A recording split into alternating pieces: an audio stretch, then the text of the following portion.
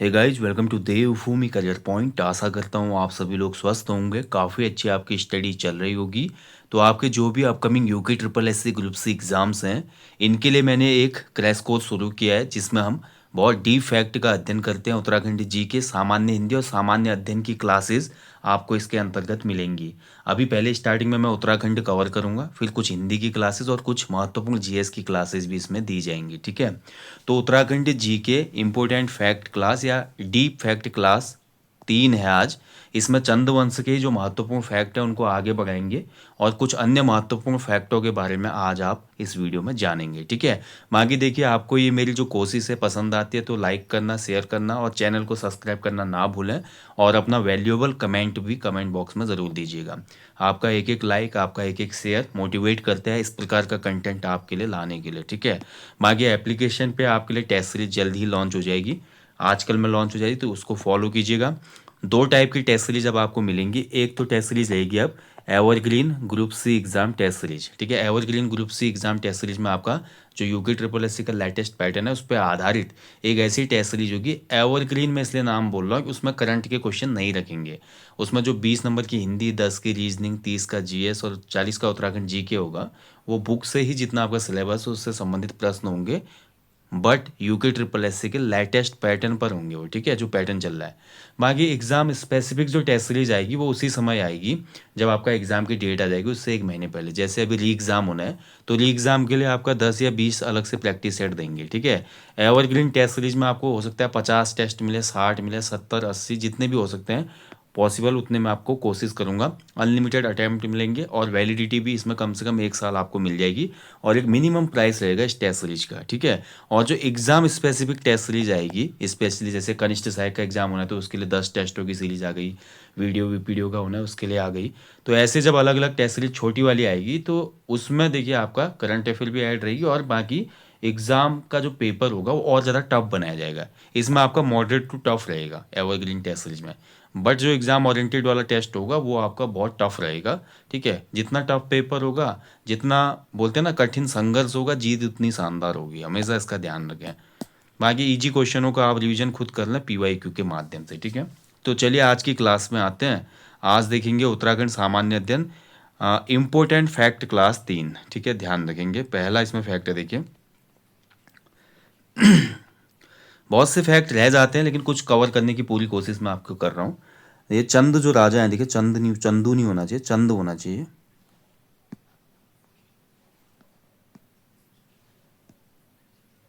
ठीक है, तो जो चंद राजा थे, देखिए चंद राजाओं के समय ताम्रपत्र कटारदार कहलाते थे। देखिए ध्यान रखेंगे, जो ताम्रपत्र होते थे चंद राजाओं के ताम्रपत्र, इन ताम्रपत्रों का अन्य नाम था कटारदार। क्योंकि इसमें राजा क्या करते थे, साइन नहीं करते थे वो किसी भी प्रकार के। ठीक है, मान लीजिए जैसे मेरे साइन है, मैंने उसमें साइन नहीं किए, राजा उसमें क्या करते थे, साइन करने के बदले कटार बना देते थे। कटार देखा होगा ना आपने, तलवार की तरह कटार होती है जो काटने वाली, तो कटार का सिंबल होता था उसमें। ठीक है, इस प्रकार का सिंबल होता था, ये इस प्रकार से होती है ना कटार, नीचे इसका हैंडल होता है, तो कटार का सिंबल रहता था ताम्रपत्र में। और चंद जो राजा होते थे उनके साइन नहीं होते थे उसमें, इसलिए इन चंद राजाओं के ताम्रपत्रों को कटारधार भी कहा जाता था। ठीक है, ध्यान रखेंगे। राजा का नाम जब भी ताम्रपत्र शुरू होता था, ताम्रपत्र के आरंभ में सबसे स्टार्टिंग में राजा का नाम होता था। ठीक है, उसके बाद उसका ब्यौरा होता था किस चीज़ के लिए वो ताम्रपत्र आपका यहाँ पे पब्लिश किया गया है। ताम्रपत्र इज लाइक जियो था उसमें एक। ठीक है, जैसे आज गवर्नमेंट ऑर्डर आता है ना सरकार का, तो उसमें राजा का जो ऑर्डर था, ठीक है, प्रजा के लिए, मान लीजिए कोई जागीर दे दी, कोई गांव की भूमि मंदिर को दान कर दी, और कोई बहुत बड़ा परगना किसी थोकदार को दे दिया, तो इस प्रकार से, और राजा ने कोई यज्ञ कराया, राजा ने कोई उल्लेखनीय कार्य कराया, मंदिर बनवाए, तो ये सभी सूचनाएं ताम्रपत्र, एक कॉपर प्लेट होती थी उसमें गढ़ी जाती थी। ठीक है, चलिए दूसरा फैक्ट है, देखिए वर्ष भया 80 बुद्धि गई नस्सी। ये जो कहावत है ये बाज बहादुर चंद के संदर्भ में है। ठीक है, अब देखिए बाज बहादुर चंद जब बूढ़ा हुआ ना, तो बाज बहादुर चंद बूढ़ा होने के बाद दिमाग इसका क्या हो गया कि थोड़ा खिसक गया। दिमाग खिसक गया कहने का मतलब, इसके दरबार में एक व्यक्ति आया था उसमें। ठीक है, तो दरबार में एक व्यक्ति आया था उसमें, डालाकोटी ब्राह्मण था वो, डालाकोटी ब्राह्मण। डालाकोटी कास्ट आज भी आपने देखी होगी ना, कुमाऊं अंचल में डालाकोटी कास्ट देखने को मिलती है। तो एक डालाकोटी जो ब्राह्मण था वो बाज बहादुर चंद के पास आया और उसने बाज बहादुर चंद से बोला कि राजा, आपके दरबार में तो बहुत षड्यंत्र होते हैं, मैं आपको एक ट्रिक बताऊंगा, उस ट्रिक के माध्यम से आप ये जान पाएंगे कौन आपका हितैषी है और कौन आपको अंदर से बुरा मानता है। ठीक है। तो डालाकोटी ब्राह्मण के कहने पर बाज बहादुर चंद ने इसकी बात मान ली। अब डालाकोटी जो ब्राह्मण था, ये चावल के दो क्या करता था, थैले रख देता या ढेर बना देता था, चावल के दो ढेर। एक ढेर अच्छा ढेर था, एक बुरे को इंगित करने वाला ढेर था। तो चावल के ढेर में दरबार के कर्मचारी को बुलाया जाता था और उसको एक सेलेक्ट करने को बोला जाता था। जैसे आज हम हेडटेल करते हैं ना, वैसे चावल की एक ढेरी को सेलेक्ट कर दो बोलते थे। तो डालाकोटी ब्राह्मण की इस ट्रिक की वजह से, जो कि एक हिसाब से फिजूल ट्रिक थी, मतलब कोई यहाँ पर हम कह नहीं सकते कि इस प्रकार से किसी के कैरेक्टर को वहाँ पे जज किया जा सकता था कि कौन अंदर से बुरा है कौन भला है। बट राजा ने इस ब्राह्मण की बात मानते हुए राज दरबार के कई कर्मचारियों को मार डाला, कई कर्मचारियों की आंखें फोड़ दी। ठीक है। यानी कि बेमतलब की बात में आकर राजा ने ऐसे कुकर्म कर दिए। इसी वजह से इसके संदर्भ में ये आपकी एक कहावत प्रचलित हो गई, वर्ष भया 80 बुद्धि गई 89। यानी कि राजा जब 80 का हुआ तो उसकी बुद्धि 89 मतलब क्या हो गया, नाश हो गया। ठीक है। तो बाज बहादुर चंद के संदर्भ में ये कहावत है। लेकिन उसके बाद बाज बहादुर चंद को अपनी गलती का एहसास होता है और ये भाई प्रायश्चित करने के लिए फिर क्या करता है, प्रायश्चित करने के लिए काम करता है और डालाकोटी जो जिन जिन लोगों को इसने मरवाया था राज दरबार के, उन लोगों के जो भी परिजन थे उनको बुलाकर जमीन वगैरह वापस देता है। ठीक है। लेकिन यहाँ पर फिर एक कहावत और लोकोक्ति और पॉपुलर हो जाती है, जैसे कि गढ़वाली लोकोक्ति भी है, जय को बाप रिखल खाओ, जय को बाप रिखल खायो। ठीक है। ऊ कालखुनी, ऊ कालखुनी देखी डरो, देखी डरो। ठीक है। यानी कि अब देखिए, जब मरवाना था फोकट में मरवा दिया, अब प्रायश्चित करके जहाँ जमीन वगैरह दान पुण्य वगैरह किया जा रहा है। तो भाई जिसके बाप को भालू खा लेता है तो वो काली चीज़ देखकर डर जाता है हमेशा, है ना। गढ़वाली में भी लोकोक्ति है कि जिसके बाप को अगर भालू ने खा लिया, तो अगर वो कुछ काली परछाई भी देख लिया, काली कोई भी वस्तु देख ले, तो उसको यही इंगित होता है कि भालू आ गया। तो यही बात हो गई थी किसके संदर्भ में, बाज बहादुर चंद के संदर्भ में। ठीक है। तो बाजा जो था, हालांकि पूरे दिल्ली के अनुरूप इसने अपने साम्राज्य को ढाला, औरंगजेब को बड़ा ही फॉलो किया इसने। बाज बहादुर ने इवन यहाँ पे एक टैक्स इंट्रोड्यूस किया, जजिया टैक्स। ठीक है। जो कि केवल हमारा मुस्लिम शासकों ने भारत की प्रजा पर लगाया था तीर्थ यात्रा पे। भारत की प्रजा मतलब केवल हिंदुओं पे ही नहीं लगाया, बौद्धों पे भी लगाया, जैनों पे भी लगाया, उसके अलावा सिखों पे भी लगाया इन्होंने जजिया कर। ठीक है। केवल अपने धर्म विशेष को आरक्षित किया, यानी कि मुस्लिमों पे टैक्स नहीं था। तो बाज बहादुर भी एकमात्र ऐसा शासक हुआ चंद काल का जिसने यहाँ पे जजिया टैक्स लगा दिया। ठीक है। तो है ना, इसकी कहावत जो बारे में पॉपुलर है कहावत, वर्ष भया 80 बुद्धि गई 89। और इसी प्रकार का एक शासक और आएगा कुमाऊं के चंद वंश में, जिसका नाम था देवी चंद। देवी चंद के बारे में भी यही कहावत हम कह सकते हैं कि भैया उसकी भी बुद्धि गई थी 89। ठीक है। चलिए, अगला जो फैक्ट है, एक अफगान सेनापति दाऊद खान को अपनी देसी सेना के लिए प्रधान सेनापति बनाने वाला शासक देवी चंद था। तो देवी चंद जो था भैया, इसने एक अफगान का शासक था, अफगान का मतलब सेनापति था, सैनिक था, बहुत बहादुर सैनिक। और इस सैनिक दाऊद खान को अपनी सेना का प्रधान सेनापति बना दिया था। किसने? देवी चंद ने। देवी चंद को कुमाऊं का मोहम्मद बिन तुगलक कहा जाता है। ठीक है। या पागल राजा कहा जाता है, पागल बादशाह कहा जाता है। क्यों कहा जाता है, इसके पीछे पूरी बहुत लंबी कहानी है। राजा जगतचंद जो है बहुत दान पुण्य वाले राजा थे। राजा जगतचंद के बाद देवी चंद शासक बनता है। राजा जगतचंद ने श्रीनगर जीता था, लेकिन पुलिया नेथानी की चालाकी से श्रीनगर को ब्राह्मणों को दान कर दिया, जिससे पंवार राजा को श्रीनगर वापस मिल जाता है ना। अब देवी चंद के मन में एक टीज थी, भाई मेरे को श्रीनगर जीतना है क्योंकि मेरे बाप की जागीर है, मेरे बाप ने इसको जीता है, तो श्रीनगर मेरी प्रॉपर्टी है। तो देवी चंद श्रीनगर पे अटैक करता है, कई बार गढ़वाल पे अटैक करता है, रणचूला कोट किले के आसपास लड़ाई भी होती है। ठीक है। बट देवी चंद श्रीनगर जाके भाई कभी जीत नहीं पाया है, मतलब पूरी तरीके से जीत नहीं पाया, जैसे जगत चंद ने पूरा परचम लहराया था वहाँ पे। तो देवी चंद को क्या हो गया, फ्रस्ट्रेशन हो गया, भाई भाई मैं तो जीत नहीं पा रहा हूँ। तो जब ये वापसी में आ रहा था, अल्मोड़ा की तरफ आ रहा था, तो वापसी में अल्मोड़ा आते समय इसने क्या करा भैया, हवल बाग के समय पे एक पहाड़ी देखी। ठीक है। तो हवल बाग जो क्षेत्र है आज अल्मोड़ा का, हवल बाग, हवल बाग के जो सामने एक पहाड़ी थी, इस पहाड़ी में क्या थे, पाइन ट्री थे, यानी कि चीड़ के वृक्ष थे इसमें बहुत से। ठीक है। अब इसने बोला भैया ये जो पहाड़ पे चीड़ के पेड़ हैं, इनको रेशम के कपड़े पहनाओ, इन चीड़ के पेड़ों में मालाएं लगाओ, जैसे शादी विवाह में माला नहीं लगाते हम, आज की तरह दिवाली की लाइट होती है तो दिवाली की लाइट भी लगवा देता देवी चंद वहाँ पे, बट दिवाली जैसी लाइट तो थी नहीं। उसने बोला ये जो डांडा है, डांडा मतलब पहाड़, इस डांडे को, सामने वाले डांडे को भैया, इसके जो भी पेड़ हैं इनको सजाओ, पेड़ों को रेशम के कपड़े पहनाओ, सब चीज़ कराओ। मतलब उसने यहाँ पर बोला जाता है कि कालीन तक बिछवाई, और युद्ध का यहाँ पर ऐसा एक दृश्य भी बनाया उसने कि ताकि वो श्रीनगर को जीत रहा है, यानी कि ये डांडा जो है उसने श्रीनगर के समतुल्य कर दिया, बोला कि श्रीनगर है, मैंने श्रीनगर जीत लिया।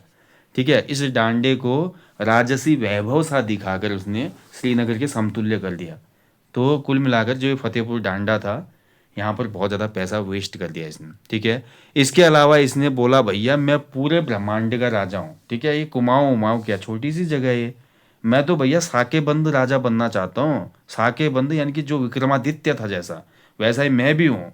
जो महाराजा विक्रमादित्य ने काम किया, जैसे वो आज अमर है, मैं भी ऐसे अमर होना चाहता हूँ इतिहास में। ठीक है, तो इसने क्या किया, राज्य के जितने ब्राह्मण थे उनका कर्ज माफ कर दिया, जितने भी और अन्य कर्जदार थे, जो भी अन्य चीज़ें थी सब माफ कर दी, लगभग 1 करोड़ रुपए उस समय का माफ कर दिया इसने।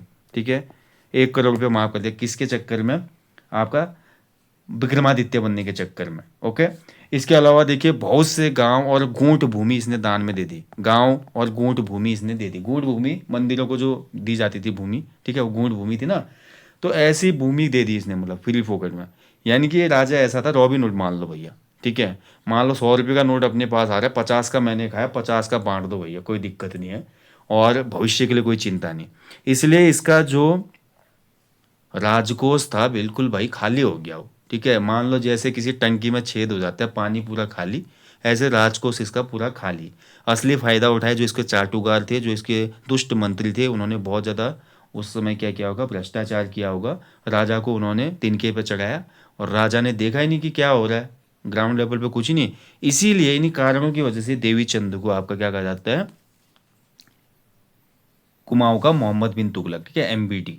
हालांकि देखिए इसको था कि यार मैं अब कुमाऊं तक ही सीमित नहीं रहूंगा और देश की राजनीति में भी जाऊंगा, यानी कि जो पूरा संपूर्ण साम्राज्य चल रहा है, वहाँ मुगल चल रहे हैं, अन्य जगह पे और हैं, इन पर अटैक करना चाहता हूँ। इसीलिए ये क्या करता है कि एक चुस्त पुस्त अफगान सेनापति दाऊद खान को अपनी देसी सेना का क्या बनाता है, कमांडर बनाता है। ठीक है, ये आपको ध्यान रखना है। चलिए अगला पॉइंट है, चंद शासकों के ताम्रपत्र के लेखक मुख्यतः जोशी ब्राह्मण होते थे। ठीक है, तो जो भी उसमें चंद शासकों के जो ताम्रपत्र मिलते हैं उसमें जोशी ब्राह्मण होते थे। ठीक है, जोशी ब्राह्मण खासकर जो अल्मोड़ा के रीजनल जोशी थे, अलग जोशियों का भी अलग अलग काम था। जैसे दनिया वाले जो जोशी थे, दनिया वाले जोशी बैजनाथ, बागेश्वर, जागेश्वर आदि का रेवेन्यू का काम करते थे। अल्मोड़ा की मैं बात करूँ, अगर जोशी जो मेन जोशी अल्मोड़ा की अगर बात करें, जो हमारे जैसे जोशी खोला आपने सुना होगा वहाँ पे, उसके अलावा लोकल जो एरियाज हैं अल्मोड़ा के, वहाँ के जोशियों का काम था ये ताम्रपत्र लिखना। ठीक है, और ताम्रपत्र को क्या कहा जाता था, मैं ऊपर आपको बता चुका हूँ। इन ताम्रपत्र का अन्य नाम था कटारदार, ये भी ध्यान रखना है आपने। क्लियर। चलिए अब देखिए चंद शासन काल में जमीन से संबंधित कुछ महत्वपूर्ण फैक्टों को समझिए, और साथ ही रेवेन्यू से संबंधित फैक्टों को समझेंगे। फिर लास्ट में चंद शासन के महत्वपूर्ण टैक्सेस के बारे में भी बात करेंगे, क्योंकि इस समय थी 36 रकम और 32 कलम, टोटल 68 टाइप के टैक्सेस थे, लेकिन जो मेन इंपॉर्टेंट टैक्सेस थे उनको डिस्कस करेंगे। लेकिन उससे पहले खायकर, सिरतान, कैनी, ठीक है, और थातवान, इसको आप समझेंगे अच्छे से, तब जाके एग्जाम में कोई भी क्वेश्चन आपका गलत नहीं होगा। ठीक है, अब चंदों में अगर हम बात करें, देखिए चंद शासन काल की, तो चंद शासन काल में राजा डायरेक्ट, चंद के समय में जो जब चंद शासन काल चल रहा था, उस समय राजा जो जमीन देता था और उस जमीन का जो ऑनर होता था, राजा ने जो जमीन दी या पहले से जिसके पास जमीन है, हालांकि संपूर्ण जमीन जो थी प्रजा की वो राजा की ही मानी जाती थी, लेकिन जो जमीन का वास्तविक मालिक था उसको थातवान कहा जाता था। ठीक है, क्या कहा जाता था, जमीन के वास्तविक मालिक को थातवान कहा जाता था। ठीक है, थात का मतलब होता है खेत, आज भी आप देखेंगे थात मतलब खेत। ठीक है, भूमि, थात मतलब भूमि होती है, खेत नहीं बोलूंगा मैं, भूमि बोलूंगा, लैंड। अब देखिए जो थातवान था ये तो ऑनर था। अब यार ऑनर कभी खेती करेगा, खुद सोचो ना आप। मान लो अडानी की फैक्ट्री है, अंबानी की फैक्ट्री है, क्या वो उस फैक्ट्री में खुद काम करेगा? फैक्ट्री में काम करने के लिए मैनेजर भी चाहिए, सुपरवाइजर भी चाहिए, और वर्कर भी चाहिए। तो यही सिस्टम यहाँ पे भी था। थातवान तो मालिक था, थातवान ने अपनी ज़मीन दी थी खायकर को, और थातवान ने अपनी ज़मीन दी थी सिरतान को। अब ये खायकर और सिरतान कौन थे भाई? ठीक है, तो तो खायकर कौन होता था? देखिए, जो खायकर यानी कि जमीन पर काम करने वाला व्यक्ति, यानी कि थातवान जिसको जमीन दे रहा था कमाने के लिए। खायकर ऐसा था जो जमीन को कमाता था। कमाना का मतलब क्या हो गया? जमीन पर खेती बाड़ी सब चीज़ करना, ठीक है, पानी डालना, गोबर डालना, खेती तैयार करना, सब इसका काम था। और जो खायकर होता था, खायकर आपका कमा के खाए और साथ ही उसकी क्या दे दे? रकम दे दे। रकम मतलब थातवान को रकम देना पड़ेगा। खाएकर थातवान की ज़मीन लेके खेती करेगा और जो भी उपज होगी उपज से जितना भी रकम ये निर्धारित करेंगे वो देगा। हालांकि जो खाएकर होगा अनाज या नगद दोनों रूप में टैक्स दे सकता था। सिल्तान भी सेम था। थातवान की जो ज़मीन थी सिल्तान भी कमा सकता था, लेकिन सिल्तान के सामने एक कंडीशन थी। सिल्तान को जो टैक्स थातवान फिक्स करता था वो नगद ही देना पड़ता था। ठीक है, दोनों फैक्टरों को आप अच्छे से समझिए, थोड़ा खिचड़ी बन गई होगी। ऑनर कौन है? थातवान मालिक है। खायकर को जमीन दी, खायकर ने कमाई, ठीक है। ये आपका नगद या अनाज दोनों रूप में टैक्स दे सकता था थातवान को जमीन कमाने के बदले। इसको खायकर कहते थे। सिल्तान भी जो था सेम काम करता था, लेकिन ये क्या करता था? थातवान को केवल नगद टैक्स देता था खेत कमाने के बदले। समझ गए ना? अब ये जो खायकर और सिल्तान होते थे, जब ये खेत लेते थे थातवान से, तो भाई लेबर भी तो चाहिए। तो लेबर जो होते थे कैनी होते थे, ठीक है। कैनी जो थे दास थे, श्रमिक थे, ठीक है, श्रमिक थे जो खेतों में काम करते थे। और खेतों में काम करते थे गुलाम थे। और ऐसे छोड़ा जो होते थे ये भी गुलाम थे, गुलाम या घरेलू दास। छोड़ा होते थे उसमें, इनको घरेलू दास कहा जाता था। घर के जो सर्वेंट होते थे, किसके? थातवान के या खायकर और सिल्तान के, इनके नीचे काम करते थे। ठीक है, ध्यान रखेंगे। तो कैनी समझ गए ना कौन थे? तो कैनी और छोड़ा केवल खायकर सिल्तान और थातवान के नौकर थे। कैनी बिल्कुल खेतों में काम करते थे, जबकि छोड़ा इनके घरों में इनके अन्य काम हो सकता है, जैसे खाना बनाना, कपड़े धोना, बर्तन धोना, सामान लाना, सामान ढोना, कोई मर गया तो उसको लकड़ी देने जाना। तो बहुत से इस प्रकार के काम उस समय होते थे, ये सब काम इनको करना पड़ता था। ठीक है, तो यहाँ पर तक समझ में आ गया ना आपको? अब देखिए, रेवेन्यू के लिए कुछ जो टैक्सेस की नीति थी उसमें भी कुछ अलग पोस्ट थे। अब हर पोस्ट को हम सेम समझ लेते हैं, ऐसा नहीं था। बहुत ध्यान से समझेंगे तभी ये डीप फैक्ट वाली क्लास है। ठीक है, अलग अलग देखिए पद थे। अब अलग अलग पद थे देखिए टैक्सेस के लिए। सबसे पहले इसमें नाम आ रहा है सयाना। ठीक है, सयाना अलग था, कमीन अलग था, बूढ़ा अलग था, थोकदार अलग था। ऐसे गांव का प्रधान अलग था, कोटाल और पहरी क्या थे ये भी आप अच्छे से समझेंगे। ठीक है, तो सबसे पहले हम आ जाते हैं किस पे? तो सबसे पहले बात करेंगे हम जो हमारे क्या थे, सयाना थे। ठीक है, सयाना कौन होता था? देखिए, मैंने क्या बोला आपको, जमीन का मालिक कौन था? थातवान था।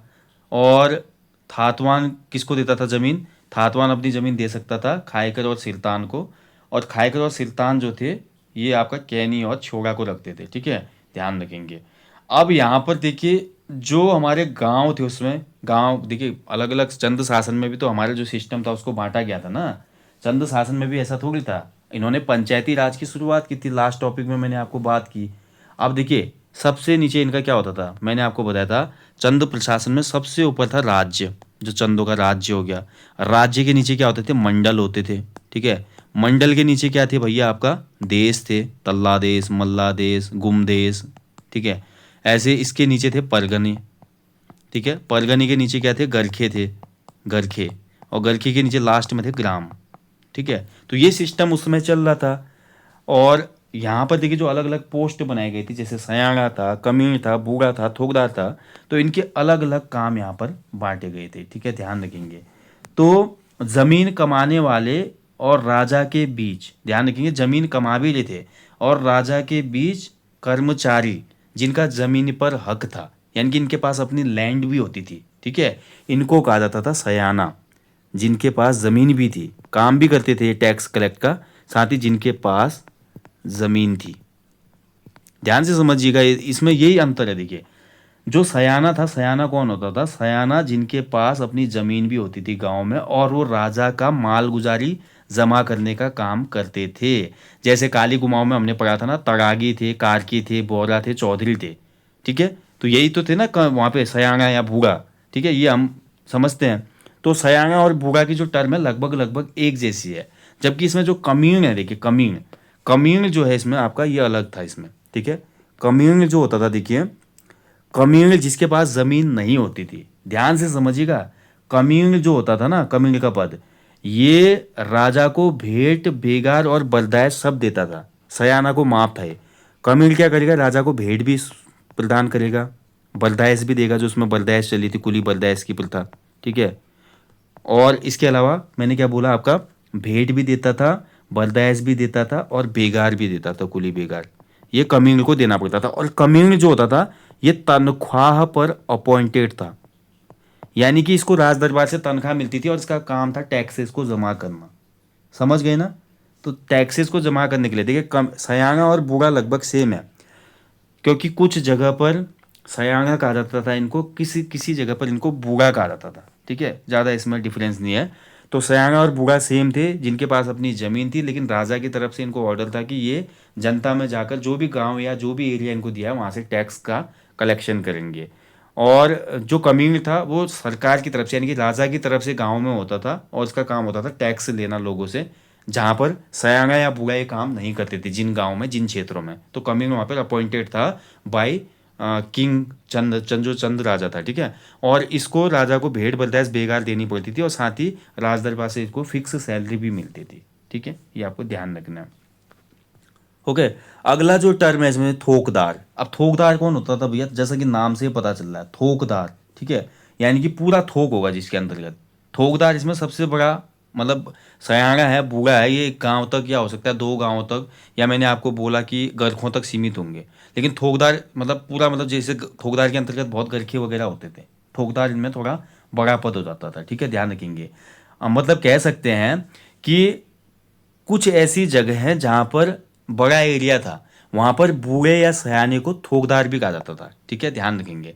तो बूढ़े या सयाने को किसी अन्यत्र जगह पे थोकदार के नाम से भी संबोधित किया जाता था, लगभग सेम है, ठीक है, तो ये आपको ध्यान रखना है।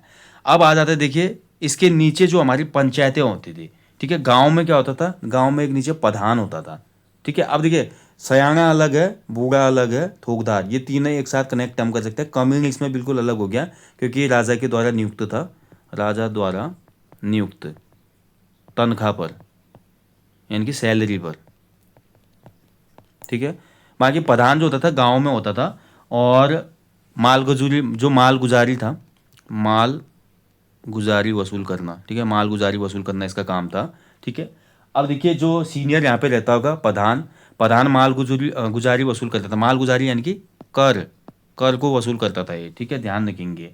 और पुलिस का काम भी करता था ये, जबकि सयाना के पास पुलिस का चार्ज नहीं था, ये ध्यान रखना है आपने, पुलिस का कार्य भी करता था। पटवारी पद की नियुक्ति नहीं हुई है अभी, ठीक है, ये चंद वंश चल रहा है, पटवारी अभी बाद में आएंगे जब ब्रिटिशर्स यहाँ पे आएंगे, ठीक है। तो गांव में होने वाली पुलिस का काम, मालगुजारी का काम कौन करता था, प्रधान जी करते थे, ठीक है, ध्यान रखेंगे। और ये जो पद था ये आपका, ये प्रधान का पद क्या होता था, वंशानुगत होता था, वंशानुगत, ठीक है, वंशानुगत, या इसको हम कह सकते हैं मौरूसी, मौरूसी था ये पद, ठीक है। अब प्रधान के नीचे होता था एक कोटाल, कोटाल का क्या काम होता था, अब गांव का कोई प्रधान है भाई, प्रधान घर घर जाएगा क्या पैसे मांगने, टैक्स मांगने, प्रधान का काम थोड़ी है वो घर घर जाके पैसा कलेक्ट करना। प्रधान ऑर्डर देता था अपने असिस्टेंट को, प्रधान का असिस्टेंट कौन था, कोटाल, बोला भाई कोटाल को, ए जा भाई उस घर से लेके आना है टैक्स आपको, ठीक है। और पूरे गांव के जो भी लोग हैं जिन्होंने नहीं दिया, चेक कर, ये कर, वो कर। और लेखा पढ़ी का जो काम होता था प्रधान के नीचे, यानी कि जो रजिस्टर होता होगा, रजिस्टर टैक्स वाला, पूरा यही देखता था कोटाल, ये काम था इसका। और इनके प्रधान के नीचे एक और बंदा था, एक तो कोटाल था, एक था पहरी। पहरी का काम क्या होता था, पहरी जो होता था गांव का एक हिसाब से चौकीदार होता था, गांव में सब जगह नज़र रखे रहता था, चौकीदार भी था। इसके अलावा एक गांव से दूसरे गांव में चिट्ठी पत्री ले जानी है, या अनाज एकत्र किया हुआ है, क्योंकि टैक्स के रूप में अनाज भी तो एकत्र होता होगा ना उस समय, भाई सभी लोग नगद थोड़ी दे पाते थे, सबके पास पैसा नहीं था। तो कुछ लोग टैक्स के रूप में जो अनाज देते थे, तो अनाज को एक जगह कहीं पे रखा जाता होगा स्टोर रूम में, जब तक वो राजा के वहाँ ना पहुँचाया जाए। तो गांव में भी तो कोई स्टोर रूम होगा ना, तो उसकी रक्षा कौन करता था, पहरी, ठीक है। पहरी एक हिसाब से क्या था, गार्ड था, ठीक है, पहरी क्या था, एक सिक्योरिटी गार्ड था। समझ में आ गया ना। तो आज ये जो टर्म थी आपकी, सयाना, कमीन, बुगा, थोकदार, प्रधान, कोटाल, पहरी, क्या था, तो ये आप अच्छे से समझ पाएंगे, ठीक है। चलिए, हाँ ये देखिए, ये महत्वपूर्ण फैक्ट है। अब कुछ चंदकालीन जो महत्वपूर्ण टैक्सेस है उनको देखेंगे, एग्जाम में आ जाता है क्वेश्चन, टैक्स और का मैच द फॉलोइंग में। चंद शासन काल में मैंने क्या दिया, माल गुजारी जो वसूल की, यानी कि टैक्स वसूल किसने किया, बूढ़ा, सयाना या प्रधान कह सकते हैं, ठीक है। तो इन्होंने टैक्स को कलेक्ट किया, ठीक है। मान लीजिए प्रधान ने टैक्स को कलेक्ट किया या बूढ़ा या सयाना ने टैक्स को कलेक्ट किया, उसके बाद ये टैक्स को देते थे थातवान, ठीक है। जो थातवान है इनकी ज़मीन का मालिक होता था। अब मैंने क्या बोला आपको, फर्स्ट टर्म जो मैंने आपको बताई थी सयाना, सयाना वो लोग होते थे जहाँ पर जिनके पास अपनी ज़मीन पर हक होता था। तो कुल मिलाकर हम कह सकते थे सयाना थातवान भी था, क्योंकि उसके पास अपनी ज़मीन थी, ठीक है। तो यही थातवान, अगर मान लीजिए ऐसा प्रधान है या ऐसा कमीण है, कमीण ने अगर मान लीजिए टैक्स का वसूली कर दी, अब कमीण डायरेक्ट जाके राजा के राजकोष में जमा नहीं कर सकता था। कमीण जाके जो टैक्स का पैसा है वो देगा किसको, प्रधान को या सयाना को, जो थातवान था। और यही थातवान जाके अल्मोड़ा में राजकोष में जमा करता था, ठीक है। फाइनल समझ गए ना। फाइनली जो टैक्स ऑफिसर था ऊपर जाके अल्मोड़ा या मेन राज दरबार में जमा करके आता था, वो थातवान होता था, ठीक है। चलिए अब देखेंगे जो चंद शासन काल के कुछ महत्वपूर्ण टैक्सेस हैं। पहला देखिए जूलिया या सांगा कर। जूलिया या सांगा कर लगता था नदी के पुलों पर। किसी को नदी का पुल आर पार करना होता था तो वहाँ पर ये टैक्स देना होता था, क्योंकि पुल तो राजा ने बनाया होगा। जैसे आज टोल टैक्स होता है ना, ऐसे उस समय का टोल टैक्स था ये, ठीक है। मान लीजिए टोल है वो, तो पुल एक टोल है, उसका टैक्स देना पड़ेगा आर पार जाने के लिए। तो देना पड़ता था भाई, मजबूरी थी, नदी से जाएंगे तो आदमी बह जाएंगे, क्या करें, मरता क्या ना करता। चंद शासन काल में भैया हमारा कितने कर थे, तो चंद शासन काल को कहा जाता है 36 रकम 32 कलम। 36 रकम 32 कलम, यानी कि टोटल 68 टाइप के टैक्सेस थे, ठीक है। इतने टैक्स थे। और गोरखाओं ने आते आते देखिए 36 रकम 32 कलम का उन्मूलन किया, लेकिन उसके साथ साथ गोरखाओं ने अपने नए टैक्सेस लगा दिए, जिसके संदर्भ में गुमानी पंथ ये बोलते हैं कि दिन दिन भार बढ़नल, मतलब सिर के बाल भी उड़ गए, कुछ ऐसी उनकी एक लाइन है कि दिन दिन टैक्सों भार बुकनल खोराक ले बाल उड़ गए, कुछ ऐसा उनकी लाइन है। सिर के बाल ही उड़ गए पब्लिक के यहाँ के, इतने प्रकार के टैक्स लगा दिए गोरखाओं ने, ठीक है। अगला टैक्स था सिरती नामक टैक्स। तो माल भावर क्षेत्र यानी कि जो तराई का क्षेत्र था, नौलखा क्षेत्र, ठीक है, जिसको कहा जाता था, और भोटिया व्यापारियों से वसूल किया जाता था नगद के रूप में। ये एक नगद टैक्स था, इसमें अनाज वनाज चीज़ें नहीं दी जाएंगी। नगद का मतलब पैसा, जो उसमें मुद्रा चल रही थी, ठीक है। अगला टैक्स था बैकर। बैकर जो था अनाज के रूप में लिया जाता था, ठीक है, ये ध्यान रखना आपने। नेक्स्ट टैक्स था राखिया। तो राखिया जो टैक्स था इसको रक्षा भी कहा जाता था। सावन के महीने में रक्षाबंधन और जनेऊ संस्कार के समय, क्योंकि सावन के इस महीने में जो रक्षाबंधन आता था उसमें त्यौहार था, उसके अलावा काफ़ी लोग जनेऊ संस्कार भी करते थे उस महीने में, तो जिसका भी यज्ञोपवीत होता था तो उस परिवार से ये टैक्स लिया जाता था, राखिया नामक टैक्स। कूत नामक जो टैक्स था, नगद के बदले दिया गया अनाज। मान लीजिए कोई बंदा नगद नहीं दे पा रहा टैक्स, तो उसको वो कन्वर्ट करते थे। जैसे आज फॉरेन एक्सचेंज होता है, डॉलर के बदले रुपया ले जाओ या कुछ ऐसा ले जाओ ना, तो उसमें पैसा मुद्रा जिसके पास नहीं है तो वो नगद के बदले अनाज देगा, उसको कूत कहा जाता था। अगला टैक्स था देखिए मांगा कर। देखिए जब भी युद्ध जैसी स्थिति आ जाती थी तो राजा के पास ये राइट था, वो प्रजा पे टैक्स लगा सकता था, ठीक है। वो मांग करता था उसमें प्रजा से कि भाई युद्ध की स्थिति आ गई, राजकोष खाली है, सभी लोग अपना अपना कंट्रीब्यूशन दीजिए, क्योंकि राजा जो जा रहे हैं भाई आपकी रक्षा के लिए तो जा रहे हैं, आपकी सेवा के लिए जा रहे हैं, ठीक है। तो ये उसमें जनता तो काफ़ी ज़्यादा राजभक्त थी, जनता अपना सब कुछ दे देती थी, लेकिन राजा 2-4 महीने बाद फिर वही भोग विलास शेर शिकार में मस्त हो जाता था, ठीक है। तो मांगा टैक्स था युद्ध के समय। अगला देखिए साहू या सावली टैक्स था, जो भी उसमें राजदरबार के लेखक होते थे उनके लिए टैक्स लिया जाता था, साहू या सावली। इसके अलावा रंतगली नामक टैक्स था, मैं आपको बता चुका हूँ लास्ट सेशन में भी। रंतगली नामक टैक्स भी राजदरबार के लेखक को देकर था, ठीक है, ध्यान रखेंगे। और इसका उल्लेख मूनाकोट ताम्रपत्र में भी मिलता है। मूनाकोट ताम्रपत्र जो कि पिथौरागढ़ जनपद से प्राप्त हुआ है, ठीक है। कहाँ से, पिथौरागढ़ से। तो यहाँ पर हमारा रंतगली टैक्स का उल्लेख है। खेनी कपेलनी उसमें कुली बेगार टैक्स था। अब कुली बेगार टैक्स से क्या था भाई, समझ में तो आया नहीं। कुली बेगार तो उसमें एक व्यवस्था थी ना। तो कहने का मतलब खेनी कपिलनी, यानी कि कोई व्यक्ति अगर कुली बेगार नहीं दे पाया, ठीक है। आज मेरी बारी थी, मान लीजिए राजा गांव में या राजा का अधिकारी गांव में आने वाला था, मुझे कुली बर्दाश्त भी करनी थी, उसके लिए राशन वासन भी लाना था, साथ ही मेरे को कुली बेगार भी देना था, यानी कि उसका काम करना था, लेकिन मैं कर नहीं पाया किसी कारणवश, है ना। तो ऐसी कंडीशन में उसको क्या होता था, खेनी कपिलनी नामक टैक्स दिया जाता था, ठीक है। आपने बेगार नहीं दिया तो टैक्स दे दो, नहीं तो कुली बेगार तो आपको देना ही पड़ेगा, ठीक है। या डायरेक्ट खेनी कपिलनी टैक्स भी लिया जाता था, यहाँ पे ध्यान रखेंगे। अगला देखिए कटक नामक टैक्स। तो सेना के मेंटेनेंस के लिए, अब उतने सैनिक थे, उनको वेतन देना है, किसी को ज़मीन मिल रही है, घोड़े हैं, हाथी हैं, ठीक है। उसके अलावा जो सेल खाना था, जहाँ पर गोला बारूद वगैरह रखा था, सेल खाना, तो वहाँ पर जो अधिकारी हैं उनके लिए तनख्वाह वगैरह निकालनी है, ठीक है। तो इसके लिए भी क्या, मेंटेनेंस के लिए, तो सेना के मेंटेनेंस के लिए कटक नामक टैक्स लिया जाता था। अगला था देखिए शुल्क नामक टैक्स। तो राज सेवकों के लिए लिए जाने वाला टैक्स है। तो राजा की सेवा में जो सर्वेंट थे उनके लिए टैक्स लिया जाता था शुल्क नामक टैक्स। न्यायवाली कर, तो न्याय पाने के लिए दिया गया टैक्स। जैसे आज स्टाम्प ड्यूटी देते हैं हम, अगर कोर्ट में जाते तो एफिडेविट बनाना पड़ता है ना, या जब भी हम कोई भी हम देखिए वाद विवाद में जाते हैं तो वहाँ पर हमारे स्टाम्प वगैरह, स्टाम्प शुल्क वगैरह लिया जाता है, या जमीन ट्रांसफर वगैरह कुछ भी। तो उसमें न्याय वाली और बिष्ट वाली कचहरी होती थी।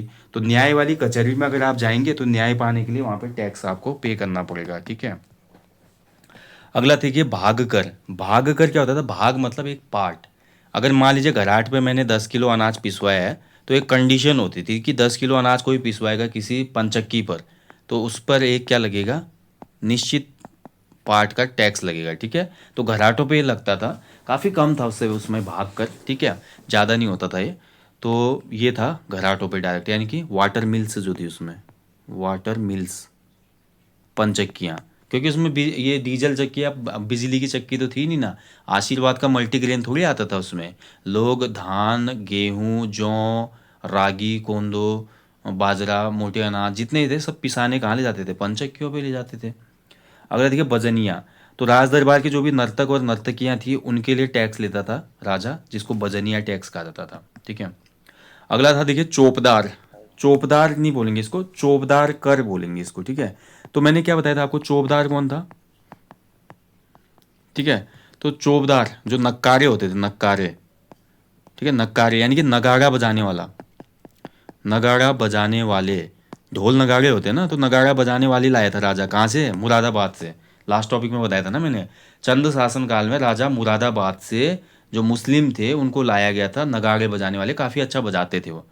तो इनको चौबदार भी कहा जाता था। इसके अलावा ये क्या करते थे, राजा की जो व्यक्तिगत वस्तुएं या तलवार, ढाल आदि थी, इनको ढोते भी थे। जिस समय नगाड़े की जरूरत पड़ती थी उसमें उसको बजाया, अन्य समय में राजा के जो पर्सनल सामग्री हैं उनको क्या करते थे ये लोग इधर उधर ले जाते थे, ठीक है। तो इनके लिए एक टैक्स लिया जाता था, चौपदार कर। अगला देखिए घोड़ालो नामक टैक्स, घोड़ों के मेंटेनेंस के लिए। घोड़ों का मेंटेनेंस मतलब घोड़ों का खाना पीना सब चीज़ों के लिए।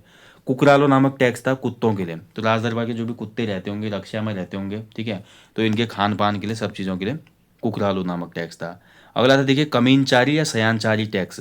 किसानों से वसूल होता था ये, और ये सयानों को दे होता था। गाँव के जो सयाने होते थे ना उनके लिए ये टैक्स था स्पेशली, ठीक है, कमीनचारी या सयानचारी कर। ऐसे कनक कर था, ये सौका व्यापारियों से सोने के रूप में लिया जाता था। तो जब सौका व्यापारी देखिए हमारे कहाँ जाते थे, तिब्बत से व्यापार करते थे।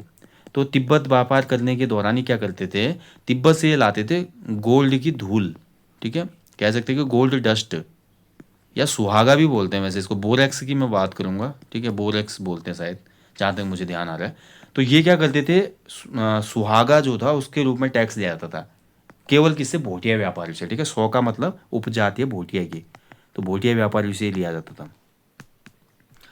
अगला देखिए हिलियानी धूल। बरसात में देखिए सड़कें खराब हो जाती थी, तो ऐसी सड़कों के मेंटेनेंस के लिए हिलियानी धूल एक टैक्स लिया जाता था। तान या टांडकर। टांडकर जो था, जो वस्त्र के बुनकर थे, जो ऊनी वस्त्र या सूती वस्त्र बनाते थे बुनकर, उन बुनकरों से टैक्स लिया जाता था, तांडकर। मिजारी नामक टैक्स देखिए गोरखा भी लगाएंगे, बाद में कंटिन्यू करेंगे। मिजारी ब्राह्मणों से लगाए पे लगाएंगे, कामगारों पर भी लगाएंगे, ठीक है। चंद शासन काल में ये कामगारों पर टैक्स था, ठीक है, ये आपको ध्यान रखना है। गोरखा काल में हम पढ़ते हैं कि जो मिजारी टैक्स था गोरखाओं ने किस पे लगाया था, तो गोरखाओं ने जो भी शिल्पकार थे, शिल्पकार, ठीक है, जो अलग अलग शिल्प कला में इन्वॉल्व थे, और इसके अलावा जगरिया जो ब्राह्मण थे, जागर लगाने वाले ब्राह्मण, जगरिया ब्राह्मणों पे भी ये लगाया था, ठीक है, इसको कंटिन्यू लगा था। पहले सभी कामगारों पे था, लेकिन गोरखाओं ने इन्हें स्पेसिफिक बना दिया शिल्पकारों के लिए और जगरिया ब्राह्मणों के लिए, मिजारी टैक्स। रौल्या देवल्या टैक्स देखिए, रौल्या देवल्या टैक्स राज परिवार के देवी देवताओं की पूजा के नाम पर लिए जाने वाला टैक्स।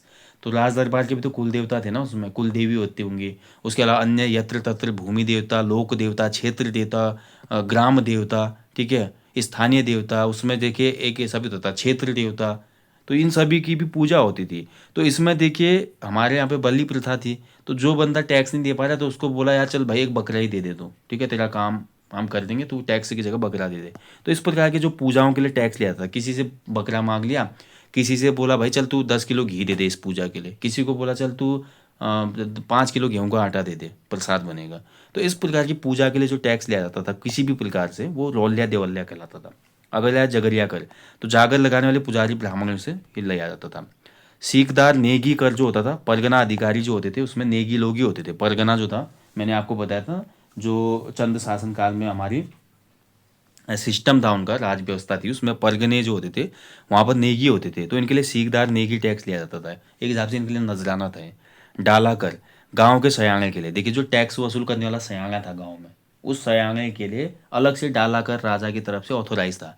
राजा ने बोला था कि तुम डाला कर लो, डाला कर से जितनी भी वसूली होगी ये गाँव के सयाने या बूढ़े को दे दिया जाए, ठीक है, जिसको थोकदार भी हम कहते हैं। पौरी कर जो था राज्य की रखवाली करने के लिए देय कर, ठीक है, इसको पहरी भी। तो देखिए उसमें राज्य की रखवाली करने के लिए बहुत से गार्ड वगैरह होंगे, कोटाल के नीचे पहरी भी था ना, तो उन्हीं के तनख्वाह वनख्वाह निकालने के लिए भी तो चाहिए टैक्स, तो इसको पौरी टैक्स कहा जाता था, ठीक है। पौरी, पौरी या पौरा का मतलब होता है कुमाऊनी में पौरा बैठना। पौरा बैठना मतलब यानी कि रखवाली करना, पहरा करना, रखवाली करना किसी भी चीज़ को। जैसे मैंने बोला कि मैं आपके पास ये अमानत छोड़ के जा रहा हूँ, इसकी पौरा, इसका पौरा करना आप, ठीक है, पौरा मतलब रखवाली। मौ कर हर परिवार पे लगा हुआ टैक्स। तो मौ मतलब देखिए मौ का अर्थ होता है, एक मौ का अर्थ होता है कुमाऊनी में शहद, ठीक है, और एक मौ का अर्थ होता है कुमाऊनी ने जो यहाँ पे दिया है परिवार, ठीक है, ये ध्यान रखिएगा। तो जो मौ थी, एक मौ पे कितने लोग रहते हैं उस हिसाब से टैक्स लगा होता है, यानी कि हर परिवार पे जो टैक्स था इसको मौकर कहा जाता था, ठीक है। तो ये चंद शासनकाल के कुछ महत्वपूर्ण टैक्सेस थे जो कि जनता पे लगाए गए थे। आज की क्लास थोड़ा लंबी हो गई है, ठीक है, तो चलिए जल्दी मिलेंगे नेक्स्ट क्लास में। क्लास अच्छी लगी तो यार लाइक करना, शेयर करना ना भूलें, और बोलूँगा अपने जीवन में कम से कम एक पेड़ अवश्य लगाएं और लोगों को भी इसके लिए अवेयर करें। थैंक यू फॉर वॉचिंग, जल्दी मिलेंगे दोस्तों। जय हिंद, जय देवभूमि।